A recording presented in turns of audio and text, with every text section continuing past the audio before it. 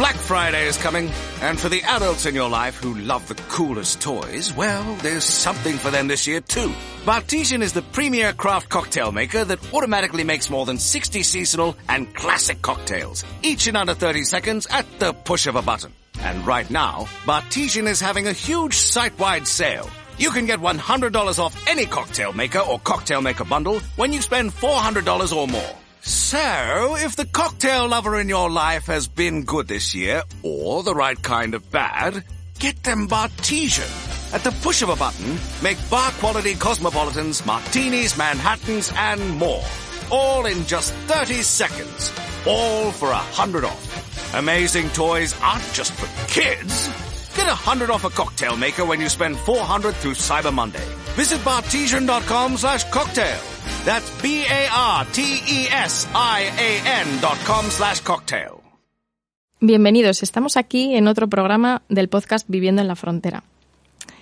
Hoy estamos aquí con Íñigo Santisteban. Él es psicólogo, es compañero mío en la unidad de cuidados paliativos del Hospital San Juan de Dios de Santurce. Es experto en cuidados paliativos y vamos a hablar con él sobre un proceso muy complejo que es el duelo. Es un proceso en el que no hay mapa, pero sí compañeros de viaje.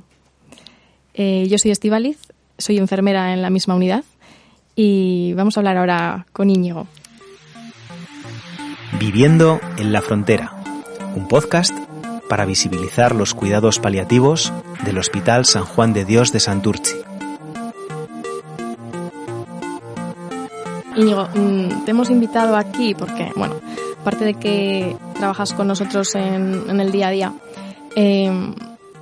yo sé que tienes un programa sobre el duelo, que trabajas con familiares y con pacientes sobre este tema. Entonces sí que me gustaría, antes de hacerte alguna pregunta más sobre el tema en concreto, que expliques un poquito o que hagas referencia a cuál es tu trabajo en la unidad en referencia a este tema. Como has explicado, trabajo en la planta, en cuidados paliativos, en el Hospital de San Juan de Dios, psicólogo de la planta. Y lo primero que hago todos los días, porque una de las cosas que tengo aprendidas en mi trabajo es que cada día es diferente. Suelo preguntar, pues te pregunto a ti o pregunto a las compañeras que están en planta, ¿qué hay de nuevo hoy? ¿Cómo están las personas a las que cuidamos? Y a partir de ahí, pues a la aventura de lo que me voy a encontrar dentro de la habitación. Pues porque se puede tener una idea de cómo está la persona y después está la persona en sí, cómo se encuentra. Y a veces puede tener más ganas de hablar, menos ganas de hablar, más ganas de compartir, menos de compartir. Y a raíz de lo que va expresando y compartiendo, bueno, se establece un diálogo que puede ser visto desde fuera una charla espontánea y natural. En clave de facilitar también la expresión de las emociones, cómo está sobrellevando su proceso de enfermedad, lo que le ayuda a llevarlo de una mejor manera o de otra, lo que le aporta de fuerza, los apoyos que tiene en el entorno. También, si existe algún tipo de preocupación, miedo asociado al ingreso, al proceso de enfermedad, si tiene miedo a morir, cómo lo están viviendo también los familiares, un diálogo. En otras ocasiones el diálogo es simplemente de escucha. Escuchar anécdotas, episodios biográficos de la persona, puesto que la persona también, estando en el hospital, en este proceso, realiza su propia revisión, su propia historia de vida. Y en un diálogo cercano, donde no hay un guión de qué preguntar o qué explorar, sino a raíz de lo que va surgiendo en esa conversación. A veces está presente la familia, otras veces no. Yo suelo preferir que esté también presente la familia. Es una manera también de hacerles a ellos partícipes. Claro, es una manera de hacerles partícipes y de que también confíen en el equipo. Uh-huh. Aparte de que a veces hay conversaciones que la persona ingresada no sostiene con su familiar con el afán de protegerle o porque no se siente cómodo. Uh-huh. Y el estar un profesional, como seguramente a ti te habrá pasado en otras ocasiones, facilita también la conversación entre la persona ingresada y su familiar. Facilita a veces la expresión de miedos o la expresión de temas que pueden estar por ahí a veces preocupándole a la persona ingresada. Y en otros momentos, diálogo con el familiar fuera de la habitación, cuando creo que puede ser pertinente para hablar de determinados temas que igual el familiar no se siente cómodo para hablar en la habitación con delante su ser del querido. familiar. Y en cuanto al duelo, ¿qué nos puedes contar? Tú que todos los días tienes sesiones con familiares, que te vemos entrar con ellos, ¿qué nos puedes decir de este proceso? Pues el duelo, la verdad es que es un proceso donde, si tuviera ahora que decir algo, lo primero del duelo es no hay un mapa. No hay un mapa para cómo actuar o cómo que dirija las emociones en el proceso del duelo. Puedes tener un esquema y después está cada persona que reacciona de diferente manera, con diferentes emociones, conductas y gestos, ¿no? Afortunadamente, mi experiencia en el duelo es tanto a familiares de personas que hemos atendido en la unidad como en alguna ocasión personas que vienen de fuera, que no hemos atendido a su ser querido. Y fíjate, ahí sí veo una diferencia importante entre el duelo de las personas externas y el duelo de los familiares atendidos en nuestra unidad, en cuidados paliativos. Pero cuando hablas de personas externas, ¿te refieres a personas cuyos familiares que han fallecido no han recibido cuidados paliativos? No han recibido cuidados paliativos y han sido otro tipo de experiencias de final de vida o de muerte traumática.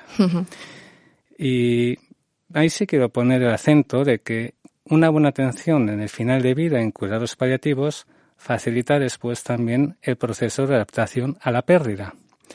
Pues porque en el proceso de atención en el final de vida también se dialogan determinados temas, por un lado, que después pueden dar continuidad en el acompañamiento en el duelo y sobre todo piensa lo importante que es para el familiar el acto de cuidar y de acompañar a su ser querido. El sentirse útiles en ese momento. El sentirse útiles. Fíjate, hemos pasado por una pandemia recientemente. Uno de los elementos traumáticos de la pandemia es no haber tenido la oportunidad de despedirse. Sí. La pérdida del proceso de despedida, de acompañamiento. Eso es un factor de riesgo en el proceso de duelo. Y muchas personas lo han vivido. He perdido el acompañar, he perdido el cuidar. En cuidados paliativos, el familiar tiene tiempo para acompañar, para cuidar en el sentido físico, hacer algo a mi familiar, cuidarle en el sentido de protegerle. Pero también le da tiempo para poder hablar de temas que pueden ser importantes, lo que a veces se dicen asuntos pendientes, pero que no tienen que ser pendientes. Siempre ponemos a veces el foco de atención en temas no resueltos y a veces lo que se necesita es rememorar los momentos significativos, dialogar en clave de afecto, expresar te quiero, en clave de agradecimiento, trasladarle al ser querido aquello que ha supuesto para ti, aquello que has aprendido, poder también tener tiempo de hablar de temas más prosaicos, los temas legales, administrativos, económicos, que también es un factor importante para la familia. Poder hablar de conversaciones que en su momento no se tuvieron. Eso es lo que brinda la atención en cuidados paliativos, el tiempo de estancia para ese familiar. Esto me recuerda a algo que hemos hablado en alguna otra ocasión sobre que cuando nosotros cuidamos a un paciente, a una persona que está enferma y a sus familiares, cubrimos muchas necesidades, ¿no? No solo la física. En este caso tú estás hablando de necesidades emocionales, necesidades sociales, estás hablando de todas ellas, ¿no? Claro, es cuestión de tener las antenas bien puestas y estar en alerta, ¿no? Es decir, y de alguna forma en la conversación con las personas ingresadas y con los familiares, imagina un semáforo, ¿no? Un semáforo en verde, en ámbar y en rojo. Bueno, pues el familiar o la persona ingresada te pone el semáforo en rojo, no quiero hablar de estos temas, y está en su derecho. Eso es negación, lo que escuchamos que se llama negación. Puede ser negación o puede ser también protección. Puede ser, me duele mucho hablar de estos temas y me protejo. Porque no puedo poner palabras. Esto también lo vemos en los familiares. Los familiares, yo a veces me cuestiono que un familiar niegue la muerte de su ser querido. A veces es que le supone tanto dolor que se protege ante esa muerte y puede establecer un discurso en clave de esperanza, lo mismo que el paciente. Este podcast se llama Viviendo en la frontera. Viviendo en la frontera. Precisamente. En la frontera se traspasan las líneas, se entra y se sale. Se acerca uno a su final de vida y también se sale. Me acerco porque ahora tengo capacidad y tengo a alguien que me escuche, alguien con quien compartirlo. Puede ser el familiar, puede ser la enfermera, el auxiliar de clínica, a veces el personal de limpieza. Cualquiera puede estar ahí en ese momento. Y en otros momentos el paciente o el familiar se sale. No quiere hablar de ello, porque no puede, le supone mucho daño. Entonces, esto es como una clase de baile. En una clase de baile hay que bailar acompasadamente, hay que ir en sintonía. Y estar en cuidados paliativos brinda esa sintonía, que después favorece el poder elaborar el proceso de duelo. El propio paciente, cuando es diagnosticado, cuando sabe que tiene una enfermedad incurable, sufre. ¿Él pasa por algún duelo? Claro, es decir, por poner un ejemplo, ¿de acuerdo? Te van a detectar, te diagnostican esclerosis lateral amiotrófica. Ahora mismo todo el mundo tiene información al respecto a través de Internet o a través de los medios de comunicación o a través de la asociación o de los médicos especialistas. En el momento del diagnóstico ya surge el miedo a la muerte. O más que el miedo a la muerte, ¿cómo va a ser? Porque ya sabe que es una situación de irreversibilidad. Sí. Entonces, a partir de ahí, ya aparecen una serie de reacciones emocionales, conductuales, sociales, un proceso de cambio para prepararse para ese escenario. Sí es cierto que, a mi parecer, no sé lo que te parecerá a ti, porque también en ese contacto cercano con los pacientes y los familiares, sí hay diferencia a la hora de prever ese final de vida, esa muerte. La persona ya ingresada, yo diría que más que miedo a morir, tiene miedo al sufrimiento. Sí. Muchas dudas al respecto de cómo va a ser ese final de vida. Incertidumbre, ¿no? Sobre todo quieren información. Quieren información porque hay una parte que necesitan controlar un proceso que, por otro lado, no es controlable. No siempre es controlable, ¿no? Cuando a veces nos preguntan ¿cuándo me voy a morir? Pues no hay un tiempo exacto. Esas preguntas que son tan complicadas de responder. Muy difíciles de responder, ¿no? No hay un tiempo exacto. Entonces, no es tanto el miedo a morir, sino cómo va a ser ese final de vida. El miedo al sufrimiento. Y también el paciente se posiciona en el después para sus familiares. Se posiciona en cómo va a estar mi marido. Que se preocupa más por los de fuera que por ellos mismos, ¿no?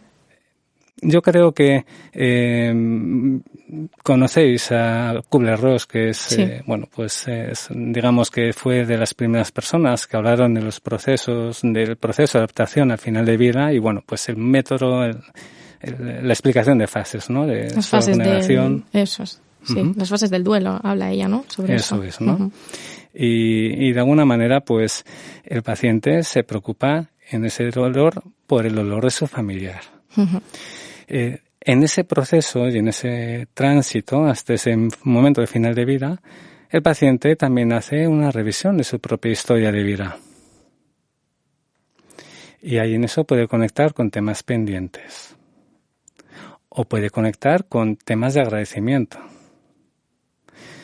Y el poderlo compartir facilita que la persona vaya conviviendo con su proceso de final de vida. Frida Kahlo tiene una frase que me parece tremenda, ¿no? Es decir, ella decía que amurallarse en el sufrimiento supone que te devore desde el interior. Que si no lo sacas, ¿no? Exacto. Sí. ¿Y cómo se saca? Teniendo a alguien con quien compartirlo. Hablando. Teniendo a alguien a su lado. Y esto favorece el proceso de adaptación en final de vida y el proceso también de adaptación a la pérdida. Y hablando de adaptación, si pasamos a la aceptación de la muerte, tú como profesional que trabajas en cuidados paliativos, ¿tú crees que, nosotros lo comentamos a veces, ¿no? El recibir cuidados paliativos es un derecho, pero creemos que siempre habría que recibirlos mucho antes. ¿Tú crees que el hecho de recibirlos antes, de manera precoz, facilita la aceptación de la muerte, esa adaptación? Uh-huh. Te voy a poner un símil, un ejemplo, una imagen, ¿de acuerdo? El día y la noche. El día y la noche. Y hay un momento en el que no se sabe si es de día o es de noche. Uh-huh. En cuidados paliativos sucede lo mismo. Cuando se tarda en entrar en la noche, hay mayor dificultad para ver. Porque no te has ido adaptando a la oscuridad. Uh-huh. Por contra, si se empieza muy temprano, a veces se puede entrar en una fase de desesperación, de no ver solución, de faltar esperanza. Entonces, hay que ir en esa transición. Un equilibrio igual, ¿no? En un equilibrio, sí. ¿no? Con mucho diálogo con la familia y con las personas ingresadas por parte de todos. Dando por sentado, aceptando que estamos en la frontera. Tanto la persona ingresada como el familiar entra y sale. Uh-huh. Y nosotros no somos nadie para obligarles a entrar. Vamos a su ritmo, acompañando. Yo tengo una pregunta, ya más es curiosidad mía. Venga. Porque yo también he sido familiar. Uh-huh. Y he tenido varios familiares ingresados, en concreto en nuestra unidad. Uh-huh. Sí que he pasado por un duelo, por varios duelos. Pero mi pregunta es, y creo que puede ser la pregunta de muchos, que yo creo que a veces igual te da esta esperanza, ¿el duelo se supera? Vaya pregunta. Mira, me sale decirte a bote pronto que hay que cambiar la terminología y no hablar de superar. Uh-huh. Hay que hablar de convivir.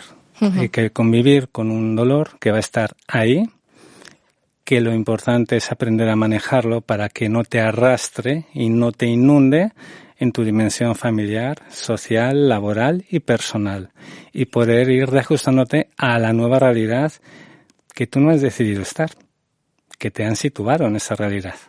Y si hablamos, esto es importante. Sí, si hablamos de tiempos en ese caso, no hay tiempo. No hay tiempo. Es cierto que históricamente siempre se ha dicho que el proceso de duelo tiene una duración de 1 año, y esto está asociado a la fecha mágica del año, el aniversario, ¿no? Uh-huh. Es decir, pues culturalmente, pues más antes que ahora, pues todo el tema en el contexto religioso, las misas, el aniversario, la misa, ¿no? De aniversario. Pero ya no solamente es desde ese prisma, sino en el primer año se pasa por primera vez por muchas experiencias cotidianas y de fechas significativas.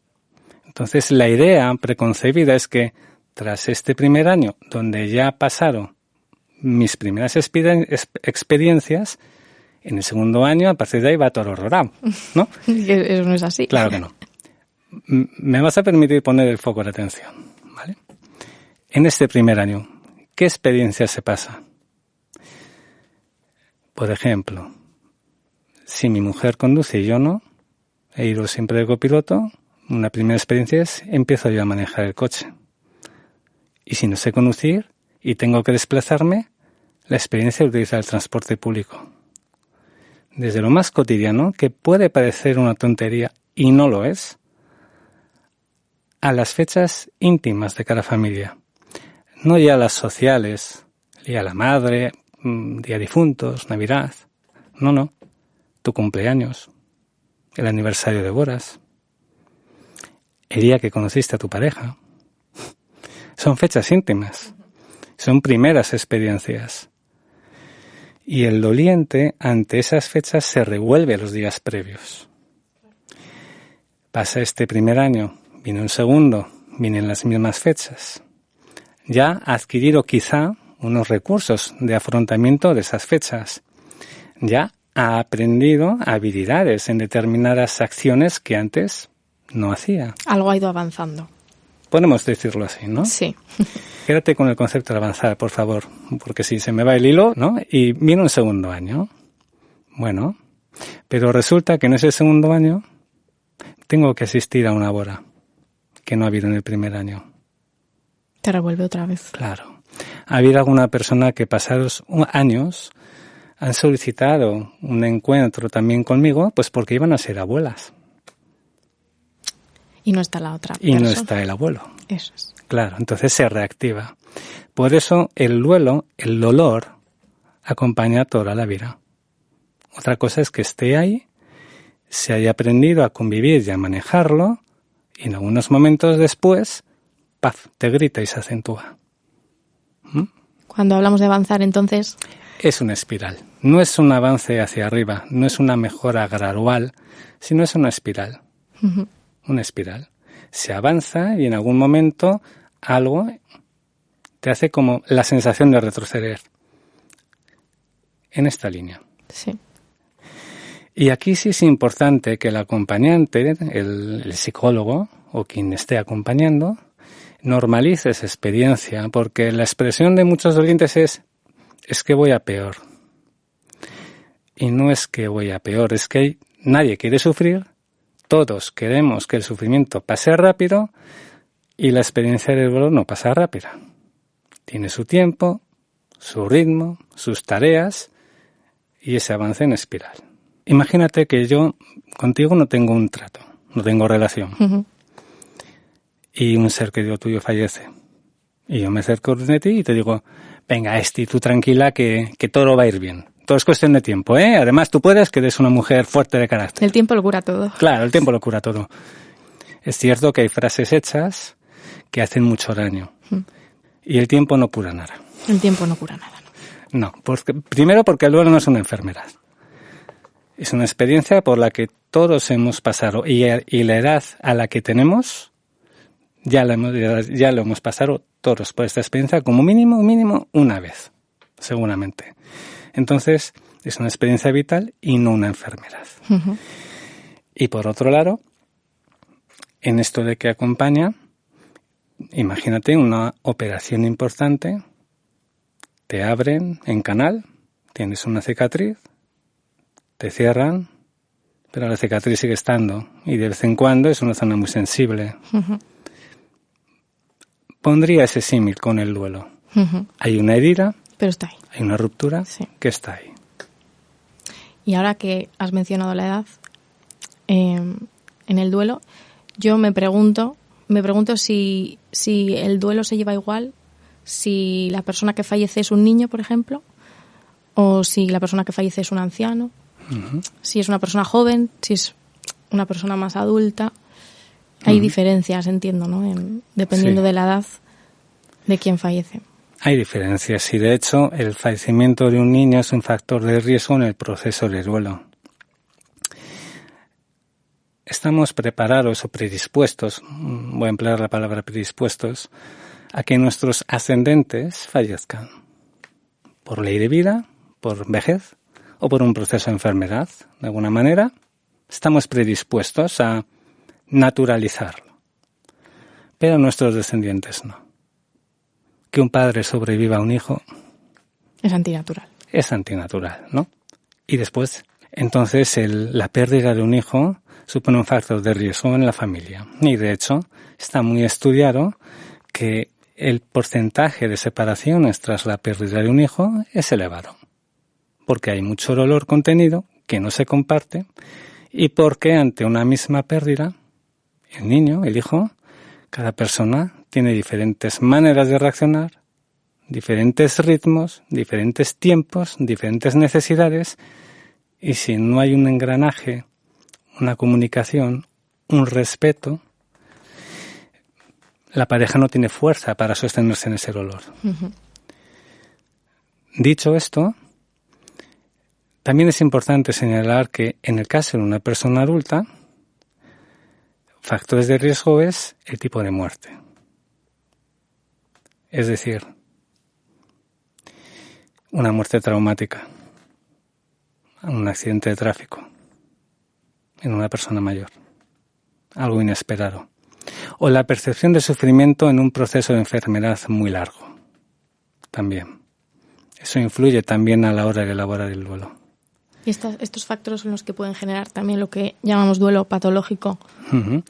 Bueno, la palabra en sí, lo que es el encuadre o el diagnóstico de duelo patológico como tal, está puesto ya en solfa. En el mismo manual de psiquiatría que se utiliza, el DSM-5, no aparece la nomenclatura duelo patológico.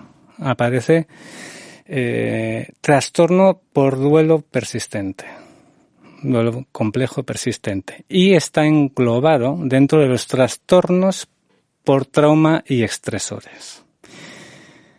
Y entre los diferentes criterios en el manual de psiquiatría habla de que, bueno, la pérdida ha de ocurrir al menos en los 12 meses previos, es decir, ya ha tenido que transcurrir un tiempo. Después, los 2 siguientes criterios habla de síntomas, pero los siguientes me parecen interesantes, porque uno habla de cómo ello repercute en tu vida cotidiana, en la dimensión social, laboral, familiar y personal, ¿de acuerdo? Y también que sea una respuesta desproporcionada o no acorde con el rango de edad en el que se encuentra el doliente o el contexto cultural o religioso al que pertenece. En cualquier caso, a mí no me gusta hablar de lo patológico. No creo que haya duelos patológicos. Creo que hay personas que tienen dificultades para convivir con la pérdida. En porcentajes, bueno, pues en términos normales, el 70% de las personas no precisan ningún tipo de acompañamiento. Generalmente en torno al 20% más o menos, ¿no? 20-30% pueden precisar un acompañamiento terapéutico. Y se habla entre un 2 y un 4% de este tipo de duelos más complejos y que están asociados a otros factores, no solamente a la pérdida en sí. Vale. Al hilo de lo que comentábamos, a nivel personal, ¿has tenido algún caso, ¿no? Todos tenemos algún caso que nos llama un poquito más la atención o que recordamos más. ¿Alguna vez has tenido, pues, algún caso que te haya resultado, que te haya removido un poquito por dentro, ¿no? Uh-huh. Recuerdo varios. En ambos sentidos, ¿eh? En ambos sentidos. En el sentido, a veces, de darte rabia. De darme rabia, de impotencia, de no consigo. Pero claro, ahí es importante darse cuenta que el proceso del duelo es de la persona, no es mío. La otra persona hace su trayecto y yo la acompaño, ¿no? Y también en clave de qué bien, ¿no? Que haya logrado convivir y reajustarse a su vida, ¿no? Yo recuerdo una situación en una primera entrevista con una persona. Había fallecido el cónyuge de forma traumática. Acudió a acompañar a la familia, nos reunimos, la familia y yo. Y estuvimos 1 hora y media larga, con muchos silencios. Muy difícil ese primer contacto. Y a la hora de finalizar el encuentro, yo le planteé, como siempre planteo, ¿quieres que nos volvamos a ver? Y hubo un silencio por parte de la persona muy, muy prolongado, sin contacto visual, esperando. Y ella dijo, Íñigo, no sé si quiero volver, porque si vuelvo, igual mejoro, y no quiero mejorar. Y no quiero mejorar. Claro. Y eso me impactó mucho. Y resulta que en esta experiencia le he escuchado varias veces, no con este silencio prolongado, pero sí, no quiero mejorar. Porque a veces hay miedo a que si se mejora, irracionalmente se piense que se pierde la conexión con el ser querido. Que se olvida. Claro. En el lado contrario, sí. ¿Vale? Pues una persona, yo la primera vez que estoy con la persona, yo quiero conocer el nombre de la persona fallecida. ¿Cómo se llama? Tal, bien. Y ya siempre me dirijo con ese nombre. Y me sorprendió que a lo largo de toda esta primera entrevista no nombró el nombre del fallecido. No lo nombró aposta, hacía un rodeo. Un eufemismo. Y la segunda vez que me reuní, se lo hice ver. Le dije, la otra vez, cuando nos despedimos, yo pensé que no conozco el nombre de... Y yo siempre me dirijo con el nombre. Y me dijo, es que no puedo nombrarlo. Y le pregunté, ¿sería posible que lo escribas? Y así por lo menos conozco el nombre de tu ser querido. Le facilité una hoja, un boli. Tardó, pero lo escribió. Y entonces yo me dirigía de esa forma, ¿no? Al principio, cuando la persona escuchaba el nombre, pues se le notaba pues como con ese olor. Pero lo aceptaba, que yo lo nombrara. Sí. Y en un momento determinado, varias sesiones, varias entrevistas después, encuentros, pues a través de una tarea de revisión de fotos de su historia relacional, hablando de las fotos, se le escapó el nombre de la persona. Claro, esto puede parecer algo trivial, ¿no? Ella se dio cuenta, Pero... Le dolió, pero... Sí, exacto, ¿no? Fue capaz, sí. ¿no? Y yo pensé para mí, bueno, ahí va. ¿Cómo te hace sentir eso? Me hace sentir alegría. Me hace sentir qué bien por ella. Pero a la vez tengo claro que no puedo apropiarme del éxito de que ella lo haya logrado, porque es su trabajo y es su camino y su proceso, no el mío. Yo procuro poner el espacio, las herramientas para que pueda hacer ese trabajo, pero no puedo apropiarme del éxito, de que ella esté manejándose en su dolor de la mejor manera que pueda, porque lo importante está fuera de la sesión. El trabajo personal, ¿no? Claro, que hace ella. También. Bueno, pues yo creo que todas estas respuestas que nos has dado nos han venido muy bien. Hemos profundizado un poquito más sobre el duelo y hasta aquí el programa de hoy. Muchas gracias por escucharnos.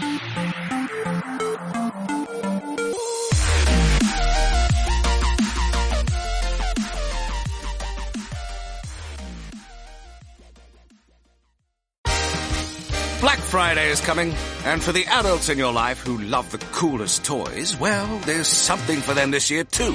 Bartesian is the premier craft cocktail maker that automatically makes more than 60 seasonal and classic cocktails, each in under 30 seconds at the push of a button.